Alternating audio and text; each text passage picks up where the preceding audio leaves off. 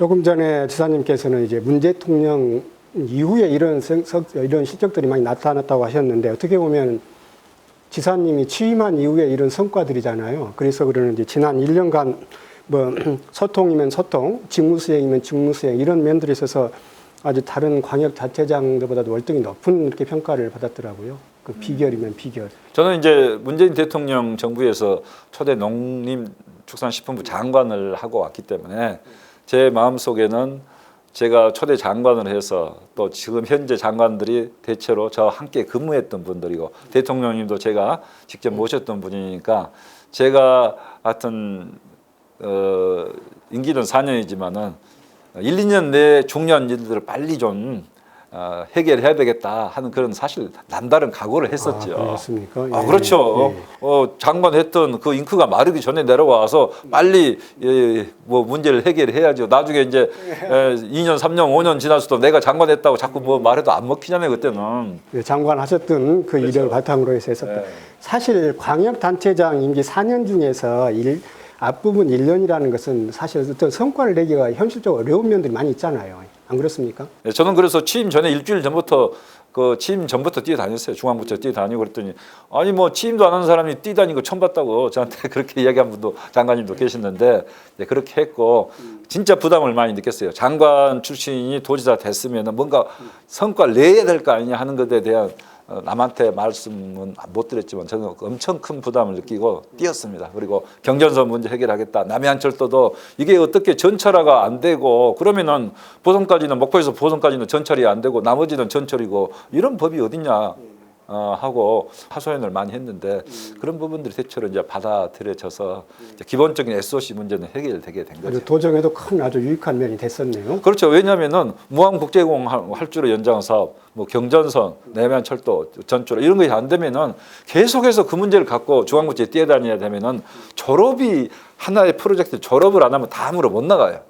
네, 그러지 않대요. 뭐 이 문제를 해결해야 또 다음으로 나갈 건데 계속 그 문제만 갖고 다니면은 백년하청이란 말이 있듯이 발전이 지체되는 거죠. 그래서 하나 빨리 매듭을 짓고 또 다음 단계로 나가고 또 매듭 짓고 다음 단계로 나가고 저는 이렇게 하기 위해서 열심히 나름대로 뛰었는데 그런 문제들이 이제 어느 정도 기본적인 해결됐기 때문에 그래서 앞으로 그러면 어떻게 할 것이냐. 전남의 미래는 블루 이코노미로 가자. 블루 이코노미의 중심이 그럼 뭐냐? 신재생 에너지를 중심으로 하는 에너지 신산업이 우리 나주에 있는 광주 전남 혁신 도시를 중심으로 에너지 신산업을 하겠다. 그리고 에너지 신산업을 할 때는 신재생 에너지도 전라남도 가장 적지니까 신안군을 중심으로 한 해상 풍력도 크게 우리가 일으키면서 거기에 필요한 국가 전력망 개통 연결을 해달라고 건의를 한 거죠. 그리고 이제 또 블루 이코노미의 중요한 부분이 해양 관광, 바다와 섬을 활용하는 해양 관광을 중요한 가장 중요한 프로젝트 하나로 보고 또 그것도 앞으로 전라남도가 해양 관광을 중심으로 해서 영산강, 섬진강 통해서 내륙까지 다 포괄하는 광주 전남 포괄하는 그런 관광의 전성 시대를 관광 입국 시대를 전라남도에서 열어보겠다 이거죠. 예. 사실 지사님은 장관 하시기 전에 또 국회의원, 정치인도 해보셨고 그 전에는 다시 또 행정 전문가로 하셨잖아요. 이렇게 행정가 김영록 또 정치인 김영록에 뭐 차이가 있었을까요? 아니면 이런 노력 이것을 위해서 또 많은 부단한 노력을 하셨던 걸로 알고 있습니다. 부단한 노력을 했다기보다도 저 행정할 때도 제 마음속에는 항상 이것이 이제 일선에 가서 우리 국민들한테 또 도청에 근무할 때 우리 도민들한테 어떤 성과, 어떤 효과를 낼 것인가 하는 것을 항상 염두 두고 일했는데요. 행정은 이제 합리적으로 일을 해야 되고 또 적기에 또 뭐 이왕이면 신속하게 이렇게 일하는 타이밍이 이제 중요한데 정치는 그와 달리 어떻게 국민들, 우리 도민들이 바라는 바가 무엇인지 또 우리 도민들을 위해서 무엇을 할 것인지 그래서 잘 이끌어내는 경청하는 의견을 수렴하는 그런 게 굉장히 중요하거든요. 그래서 이제 정치하고 행정하고 사실은 분리될 수가 없는 거죠. 분리될 수는 없는 건데 좀 그 포커스는 좀 다르다 생각이 됩니다. 예, 제가 알고 있기로는 오늘 오전에 그 도지사 공약 지시사항 보고회를 좀 하셨던 걸로 알고 있습니다. 그래서 굉장히 그 나름대로 지난 1년간의 성과 이것도 많이 공유를 했던 것으로 알고 있는데 아쉬웠던 부분, 좀 미진했던 부분, 앞으로 뭐 좀 해결해야겠다 뭐 이런 부분이 있다면 어떤 점을 좀 들 수 있을까요? 그래서 이제 방금 마저 이제 설명을 드리면은 정치와 행정이 결국은 이 전라남 도정은 혼합에서 나타나는 거 아니에요. 그래서 어떤 행정적인 문제를 해결을 하고 도민들의 의견을 듣고 하는데 가장 중요한 접점이 저는 현장 행정이라고 봐요.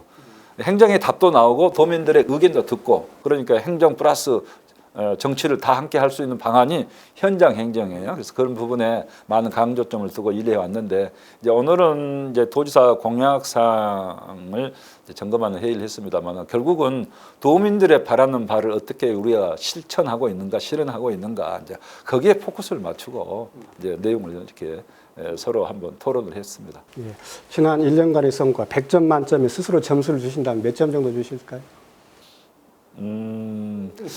그 참 어려운 질문인 것 같아요. 근데 그 질문을 안 하실 것 같은데 의외로 그런 질문을 제가 많이 받아요. 많이 받는데 그때마다 뭐 스스로 어떻게 점수를 잘 주겠어요. 그러지만은 이제 합격이냐 불합격이냐 그 두 가지만 합격은 뭐 두 가지만 놓고 보면은 주민들도 합격은 합격선은 통과했다 생각이 되고 몇 점이냐 하는 것은 이제 우리 도민들께서 주는 점수를 주는 대로 받아야지 제가 몇 점이다 하는 게 그 말이 안 맞죠. 주는 대로 많이 받고 예. 더 많이 주면 더욱 감사하겠습니다. 예, 예. 이제 딱 1년 지났습니다. 이제 앞으로 이제 3년 남으셨는데 자, 우리 전라남 도민들에게 하고 싶은 말씀 간단하게 한 말씀 부탁드리겠습니다. 예, 이번에 이제 우리 전라남도가 새로운 전라도 천년을 맞이해서 원년을 맞이해서 이제는 정말 그동안에 어려웠던 것을 떨치고 기회와 변화의 땅으로 블루 이코노미 말 그대로 우리 전라남도가 갖고 있는 최대의 장점 청정 자원을 잘 살려서 블루 오션을 찾아내고 그리고 그걸 통해서 앞으로 미래로 지속 가능한 성장의 발판을 마련하자. 이게 블루 이코노미인데요. 이번에 도민들이 많은 분들이 격려와 성원을 많이 보내주었습니다. 대통령님께서도 전남의 블루 이코노미 이제 우리나라 대한민국의 새로운 신기원이 될 수 있도록 열심히 해봐라 하는 말씀도 하셨고 또 전남의 발전이 대한민국의 발전이다 이런 얘기까지 하셨는데 말 그대로 정말 블루 이코노미를 통해서 전남이 우뚝 서고 전남이 대한민국 발전을 선도해 나가는 그런 이제 광역자치단체가 됐으면 합니다. 네, 김영록 전라남 도지사님의 말씀을 들으니 전라남도의 발전이 밝아지는 것 같습니다. 그런데 이를 위해서는 전남 도청뿐만 아니라 전남 도민의 힘으로는 한계가 있는 만큼 도민들의 적극적인 지지와 참여가 또 응원이 필요하지 않을까 하는 생각이 듭니다. 오늘 김영록 전라남 도지사님과의 대담 여기서 마치겠습니다. 감사합니다. 네, 감사합니다.